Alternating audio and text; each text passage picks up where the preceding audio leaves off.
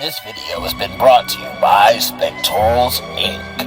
And we right back into the shit with the winter anime season previews for 2024. So part 2 is going to be the girl power section of the anime season previews, with all animes starring women as the main characters. So I must admit, reading the synopsis about this and diving into deeper details, this anime is on the extreme ecchi side. It also is kind of a woman empowering anime, although I don't like the themes behind being chained and slave. This is an anime, and anime always likes to push the boundaries on what's acceptable and not acceptable, so I'll let it slide for the one time. Chained Soldier is the extremely ecchi, over-the-top version of what Korean Wanha has kind of made one of their iconic versions of storytelling, basically a portal invasion style story. So basically, portals start popping up around the world called Mato, and the monsters that come out of these portals are called Shuki. And basically, the dungeon / portal reward for invading the portal and defeating it successfully is a resource called Peach, which can give women supernatural powers. So Yuki, our heroine, is a recent high school graduate, and she stumbles into one of these Matos, and she meets Doodle and his counterpart, Koyoka, who is the commander of the 7th Squad of the Demon Defense Force. And he has the special ability to turn these Shukis into his mounts. So Yuki, being overly concerned about the amount of Shuki that are starting to arise from these Matos, she basically asks Koyoka if she can enslave him in order to, defeat these monsters.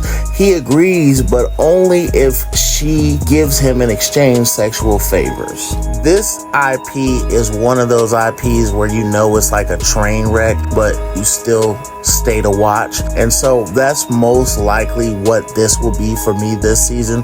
I may not watch it week to week based off the first few episodes, but it probably will be one that I will end up covering and reviewing to see how it turns out.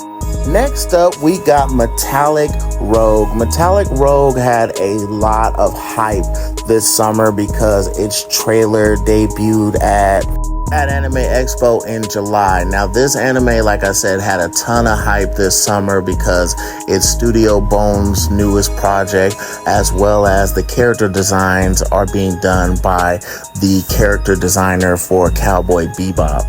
So, to best describe Metallic Rogue, is basically Space Dandy meets Sailor Moon meets Guyver. And with all that, just sign me up. I'm very interested. It's probably one I'm going to be watching from week to week during the anime season. So after a year, Urusei Yatsura makes its long-awaited return of a rebooted, already previously successful series, and I know many of you are excited about it. I still didn't watch season 1. I didn't even watch the original series. I know that it's very ecchi. You know that I'm one of the secret kings of ecchi anime, and so I definitely will probably end up catching up on this after the winter season, and I'll just binge both seasons. But I probably won't watch this week to week, but I know many of you are excited for this. Now, you know how I always say that the anime industry is trapped in the 70s, especially with its sense of humor and its naming sense? Well, that really applies to this particular series. Hokkaido gals are just adorable. I hate when Japan uses the term gal because it just seems so creepy. But I know that gal in Japan has a certain denotion for a sense of style that women carry themselves in Japan. But I just still find it cringe that a motherfucker is saying gal in 2024. So this is Ikeda Kai Sensei's first foray into having an anime, and this is done by Silver Studios, which is this is their shtick. They like to do these cute, ecchi / boy perverted teen angst type series. And so if you like Masame-kun's Revenge, Our Last Crusade, Rise of the New World, or Chivalry of a Failed Knight, then Hokkaido Girls Are Super Adorable is right up your alley. But that's it for part 2 of the Winter Anime Season 2024 previews. I'll see you in the next part.